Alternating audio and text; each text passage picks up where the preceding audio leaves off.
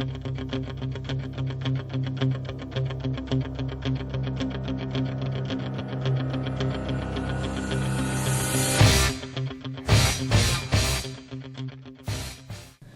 to Eye on the Tigers News. I'm Bianca Burrows. Thanks again for joining us today for the news we've been watching for you. President Donald Trump demanded Monday that Congress pass new border legislation using nuclear option if necessary. To muscle it through the Senate, a drastic change in rules the Republican leader has previously dismissed. Trump tweeted that the U.S. must build a border wall, but argued that, quote, Democrats want no borders, hence drugs and crime, end quote. He also said that a deal to help Dreamer immigrants is, quote, dead because the Democrats didn't care or act, end quote. Trump has previously called for the nuclear option, changing Senate rules to end the filibuster, but Senate Majority Leader Mitch McConnell has dismissed that option in the past, saying Republicans will welcome the filibuster when they return to being the state majority. The White House did not immediately answer questions about Trump's tweets. The $1.3 trillion funding package Congress passed last month included $1.6 billion in border wall spending, but much of that money can only be used to repair existing segments, not build new sections. Congress also put restrictions on the types of barriers that can be built. China raised import duties on a $3 billion list of U.S. pork, apples, and other products Monday in an escalating dispute with Washington over trade and industrial policy.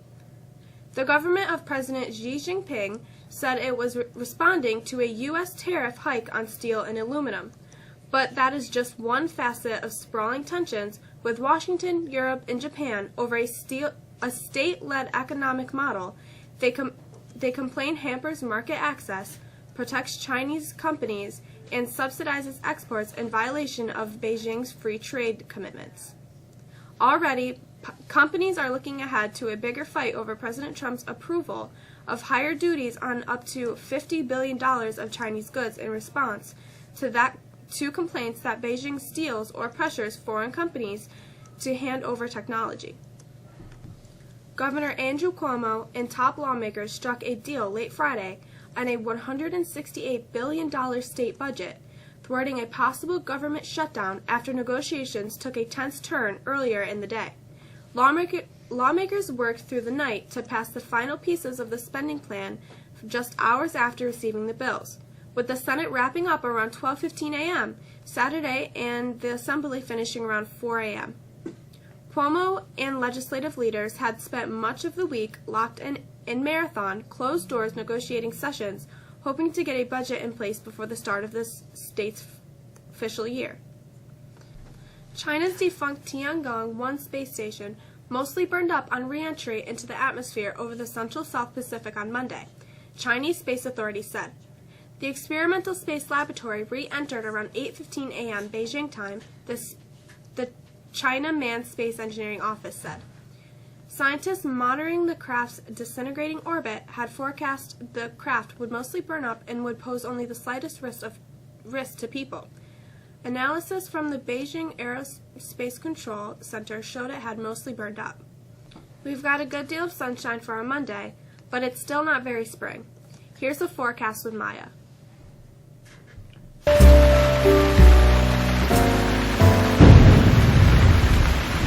Temperatures will remain below normal again for most of this week, as our weather pattern remains unsettled. Despite a good deal of bright sunshine, our high temperature today will only reach 42. Rain comes in for Tuesday with cool temperatures. Tuesday night, some warmer air tries to get in, setting up the chance for some thunder showers, with southerly air reaching us. Wednesday, our high temperatures should get to the mid-50s, but we'll deal with high winds and on and off rain showers. Again, we run the risk for some thunderstorms. We turn quite a bit colder for the end of the week. No sustained spring-like weather this week. That's the forecast. I'm Maya. The men's college basketball championship game is set for tonight. Here's Amber with sports.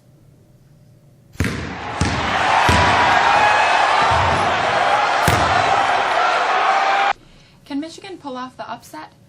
They'll have to be nearly perfect. Villanova may be that good this year. And after Saturday's performance, which saw the Wildcats strike for 18 three-pointers against Kansas, Michigan is up against it for sure. But Michigan has proven all year, and especially over the last month, that it can play with anyone, and its defense is one that could give Villanova some fits. The two tip off at 9:20 on TBS. How do you top a long jumper in the Final Four to beat UConn with a second left? You hit an even longer one from a familiar spot at the buzzer to win the national championship of the best women's Final Four ever. Notre Dame's second-team All-American Arike Ogunbowale swished at a three-pointer in a hand in her face as time nearly expired, giving an Irish their second NCAA title with a 61-58 win against Mississippi State. The Bulldogs had to return from the locker room after the officials reviewed the made shot and put a tenth of a second back on the nationwide arena clock, but it wasn't enough time for MSU. The Irish completed the biggest comeback of history in the championship game. Mississippi, 37-2, led 40-25 with 6 minutes left in the third quarter, but the Irish scored 16 of the last 17 points of the period to pull even. Finally, snow. That's right. Snow has forced the Yankees to postpone their home opener this afternoon. The Yanks will look on to host the Rays on Tuesday instead. That's a quick look at sports. I'm Amber.